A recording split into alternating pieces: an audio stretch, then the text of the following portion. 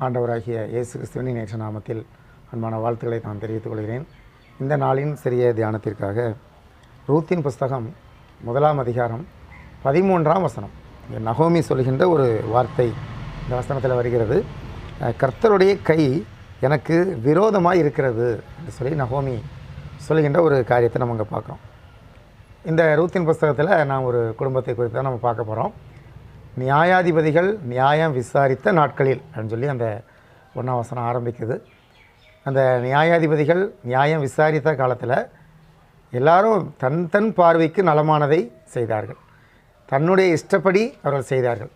தங்களுக்கு எது சரின்னு தோணுதோ அந்த காரியத்தை செய்தார்கள். மொத்தத்தில் கர்த்தருக்கு பயந்து நடக்கவில்லை, கர்த்தருடைய வார்த்தைகளின்படி நடக்கவில்லை, கர்த்தருக்கு விரோதமான காரியங்களை செய்து வந்தார்கள்.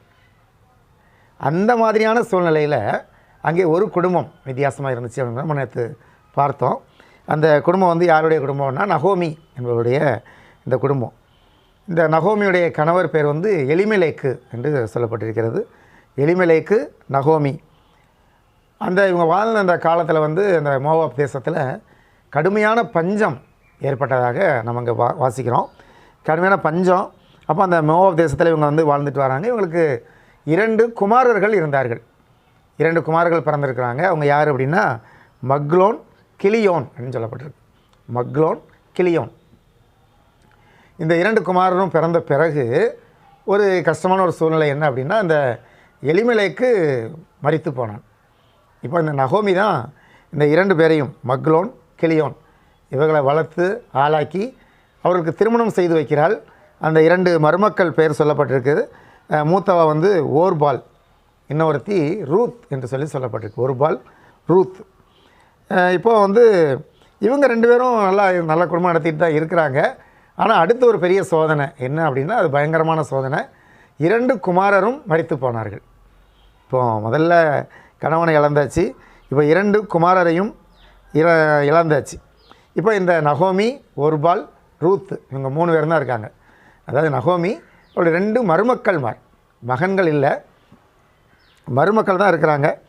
இப்போது இந்த நகோமி யோசிக்கிறாள், பாவம் நம்முடைய மருமக்கள் கொஞ்சம் வயசு, இந்த வயசுலேயே தன்னுடைய கணவரை 2 பேருமே இழந்துட்டாங்க. அப்படி இருக்கும்போது நம்ம கூடவே இவங்களை வச்சுருந்தா நம்ம அவங்களுக்கு ஒரு சந்தோஷமான காரியத்தை நம்ம செய்ய முடியாது. அவங்க இப்படி ஒரு துயரத்தோடு தான் அவங்க இருப்பாங்க. அதனால் நம்ம என்ன செய்யலாம்னா, இவங்களை தங்களுடைய தாய் வீட்டுக்கு அனுப்பிடலாம். அவங்க வீடுகளுக்கு போனாங்கன்னா அங்கே வேறு ஒரு திருமணம் செய்து அவர்கள் சந்தோஷமாய் வாழலாம் அப்படின்னு சொல்லி தனக்குள்ளே எண்ணினால் அதை சொல்கிறா. மருமக்கமார் 2 பேரையும் கூப்பிட்டு சொல்கிறா, நீங்கள் உங்களுடைய தாய் வீட்டுக்கு நீங்கள் திரும்பி போயிருங்க அப்படின்னு சொல்கிறான். அதுக்கு ஒரு காரணம் சொல்கிறா. நீங்கள் ஏன் போகணும் அப்படின்னா, கர்த்தருடைய கை எனக்கு விரோதமாக இருக்கிறது. கர்த்தர் எனக்கு விரோதமாக இருக்கிறாரு. கணவனை எடுத்துக்கிட்டாரு, 2 பிள்ளைகளும் என்னை விட்டு கடந்து சென்றார்கள். அதனால் கர்த்தருடைய கை எனக்கு விரோதமாக இருக்கிறது. அந்த வார்த்தை மட்டும் இல்லை, திரும்ப பின்னால் நம்ம பார்க்கும்போது பெத்தேலுக்கு அவங்க திரும்பி வர்றாங்க. அப்படி வரும்போது கூட அந்த நகோமியை பார்த்து அந்த ஊர் ஜனங்களும் சொல்கிறாங்க, இவள் நகோமி அல்லவா அப்படின்னு சொல்லி அவளை பார்த்து கேட்குறாங்க. ஏன்னா ரொம்ப காலத்துக்கு பிறகு திரும்பி வர்றா. அப்போ அவங்க கேட்குறாங்க ஆச்சரியமாக, இது நகோமி இல்லை அப்படின்னு கேட்குறாங்க. அப்போ கூட அந்த நகோமி என்ன சொல்கிறா அப்படின்னா, என்னையே நீங்கள் நகோமின்னு கூப்பிடுறீங்க, என்னை மாறாள் அப்படின்னு கூப்பிடுங்க. ஏன் அப்படின்னா, கர்த்தர் என்னுடைய வாழ்க்கையில் ரொம்ப கசப்பை கட்டளையிட்டு விட்டார். நான் நிறைவாய் இந்த இடத்துல நான் கிளம்பி போனேன். ஆனால் திரும்பி வரும்போது பார்த்திங்கன்னா நான் வெறுமையாக வந்திருக்கிறேன். கர்த்தர் என்னை வெறுமையாக அனுப்பிவிட்டார். 3 வார்த்தை சொல்கிறார். 1, கர்த்தருடைய கை எனக்கு விரோதமாக இருக்கிறது. கர்த்தர் எனக்கு மிகுந்த கசப்பை கட்டளையிட்டார். நான் வெறுமையாய் போய்விட்டேன் என்று சொல்லி. அதனால் இப்படிலாம் ஒரு சூழ்நிலை இருக்கிறதுனால, கர்த்தரே எனக்கு விரோதமாக இருக்கிறதுனால நீங்கள் உங்கள் வீட்டுக்கு போயிருங்க, தாய் வீட்டுக்கு திரும்பி போங்க என்று சொல்லுகின்ற ஒரு காரியம் இங்கே இருக்குது. இதில் நம்ம என்ன இன்றைக்கி நம்ம கற்றுக்கொள்ள போகிறோம் அப்படின்னா, இந்த பகுதி நீங்கள் நல்லா வாசித்து பார்த்தீங்கன்னா அதில் போட்டிருக்கு, ஒருவேளை பெரிய பெரிய இழப்புகள், கணவனை இழந்து 2 குமாரரும் இழந்து அப்படிங்கும்போது அது ஒரு பெரிய கஷ்டம். ஒரு நிறைவாக உள்ள ஒரு குடும்பம் இப்போ பஞ்ச காலத்தில் வெறுமையான ஒரு நிலைக்கு தள்ளப்பட்டு இருக்கிறது. கர்த்தரே விரோதமாக இருக்கிறாரோன்னு சொல்லக்கூடிய அளவுக்கு அவங்க ரொம்ப கஷ்டப்பட்டாங்க, துயரப்பட்டாங்க. ஒரு கண்ணீரின் பாதையை தான் அவங்க கடந்து வந்தாங்க. ஆனால் இதில் விசேஷித்த விதமாக நம்ம ஒரு காரியத்தை நம்ம கவனிக்கணும். இந்த நகோமி பார்த்திங்கன்னா அவள் சொல்கிறா, கர்த்தர் எனக்கு விரோதமாக இருக்கிறார், கர்த்தர் எனக்கு கசப்பை கட்டளையிட்டார், கர்த்தர் என்னை சிறுமைப்படுத்தினார் அப்படிலாம் சொல்லும்போது கர்த்தரை குறித்து சாதாரண ஒரு கர்த்தர்னு சொல்லலை. அவன் 2 முறை அந்த வார்த்தைகளை சொல்லும்போது சொல்கிறா, 2 முறை சர்வ வல்லவர் அப்படின்னு சொல்லி அந்த வார்த்தையை வந்து உச்சரிக்கிறத நம்ம பார்க்குறோம். கர்த்தர் எனக்கு இப்படிலாம் செஞ்சிட்டாரு அப்படின்னு சொல்லாமல் சர்வ வல்லவர் எனக்கு விரோதமாக இருக்கிறார், சர்வ வல்லவர் எனக்கு வந்து கசப்பை கட்டளையிட்டார், சர்வ வல்லவர் என்னை வெறுமையாக்கிறான்னு சொல்லி ஆண்டவரை சர்வ வல்லமை படைத்த தேவன் என்று சொல்லி அவர் சொன்ன அந்த ஒரு வார்த்தையை தான் நம்ம இன்றைக்கி வந்து சிந்திக்கிறோம். அதான் நம்ம சிந்திக்க போகிறோம். பாருங்கள், இவ்வளவு கஷ்டத்தின் மத்தியிலையும் இவ்வளோ நெருக்கத்தின் மத்தியிலையும் கர்த்தர் தான் ஒரு வேளை இப்படி கொடுத்துட்டாரோ அப்படின்னு அவன் நினச்சா கூட அந்த கர்த்தரை வந்து அவளுடைய வாய் என்ன சொல்லிட்டு அப்படின்னா சர்வ வல்லமையுள்ள கர்த்தர் என்று சொல்லி அவள் அந்த சொல்லுகின்ற ஒரு காரியத்தை தான் நம்ம இங்கே பார்க்குறோம். நம்முடைய ஆண்டவர் சர்வ வல்லவர். அந்த நகோமி சொல்கிறா, இவ்வளோ கஷ்டத்தை கொடுத்தாலும் அவர் சர்வ வல்லவர் என்று சொல்லி.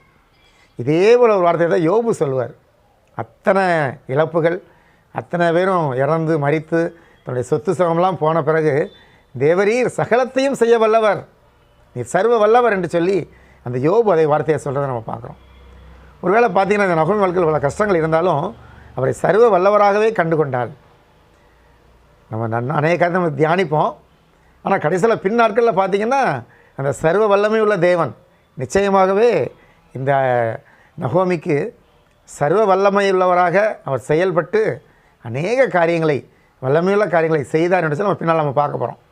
ஆனால் இப்போ அந்த வார்த்தை ஒரு நம்முடைய வாழ்க்கையில் கூட அநேக நேரத்தில் சில சங்கடங்கள், சில கஷ்டங்கள், துன்பங்கள் அதை வந்து ஆண்டவர் அனுமதிக்கிறார். அந்த சூழ்நிலையில் நம்ம ஆண்டவரை வந்து நம்ம எப்படி நினைக்கிறோம்? அவர் ஒரு சாதாரணமான ஆள் நினைக்கிறோமா? இல்லை எனக்கு இப்படி உதவி செய்யாமல் போயிட்டார், அவரால் ஒன்றும் முடியாது, அவரால் எதுவுமே செய்ய முடியலையே அப்படின்னு நினைக்கிறோமா? இல்லை அவர் சர்வ வல்லவர் தான் அப்படின்னு நினைக்கிறோமா?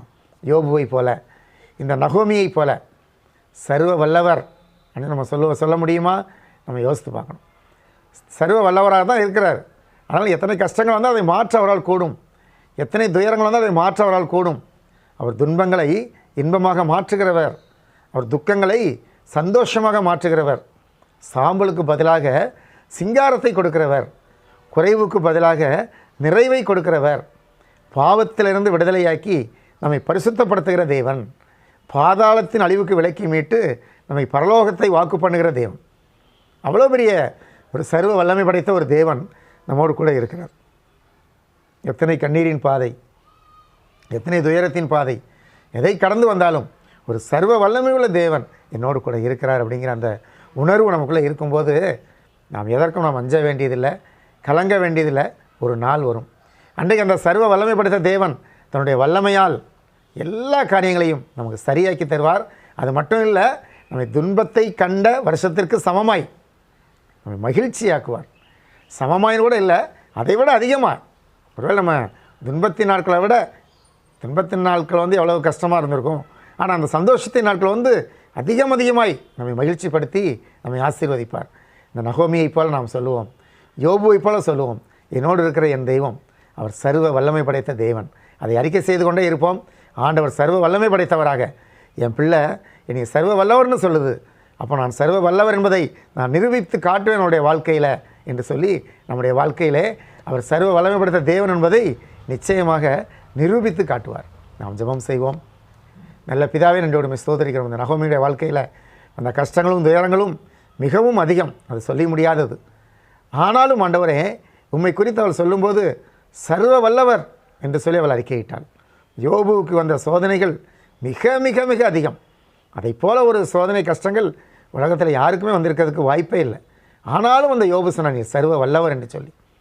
தகப்பனே, நாங்களும் ஏதாவது எங்களுக்கு கஷ்டங்கள் துன்பங்கள் வரும்போது ஏன் ஆண்டவர் எங்களுக்கு இதை செய்யவில்லையே என்று சொல்லி வேறு மாதிரியாக நான் நினைத்து விடுகிறோமே ஒழிய, நீ சர்வ வல்லவர், திரும்பவுமாக நாங்கள் இழந்த எல்லாத்தையும் திருப்பி கொடுப்பீர், இழந்த சந்தோஷத்தை திரும்ப எங்களுக்கு தருவீர், இழந்த சமாதானத்தை திரும்ப தருவீர் என்று சொல்லி நம்பிக்கை அற்றவர்களாக நாங்கள் வாழ்ந்து கொண்டிருக்கிறோம். இந்த நேரத்தில் இந்த 2 பேரும் நகோமி, யோபு, இவங்களாம் எங்களுக்கு நம்பிக்கை ஊட்டுகிறவர்களாக இருக்கிறார்கள் சுவாமி. நாங்களும் நம்பிக்கையோடு என்னோடு இருக்கிற தெய்வன் அவர் சர்வ வல்லவர், அவர் சகலத்தையும் செய்ய வல்லவர், எங்களுக்காக சகலத்தையும் செய்து முடிப்பார் என்று சொல்லி ஒரு ஆழமான விசுவாசத்தோடு ஆண்டவரே, ஒரு பெரிய ஒரு நம்பிக்கையோடு நாங்கள் காத்திருக்க எங்களுக்கு பலன் தாரும். அதன்படி கர்த்தாவே, நாங்கள் காத்திருக்கிறோம். எங்களை ஆசீர்வதியும், எங்களை மகிழ்ச்சியாக்கும். இயேசுவின் மூலம் ஜெபிக்கிறோம் நல்ல பிதாவே, ஆமென்.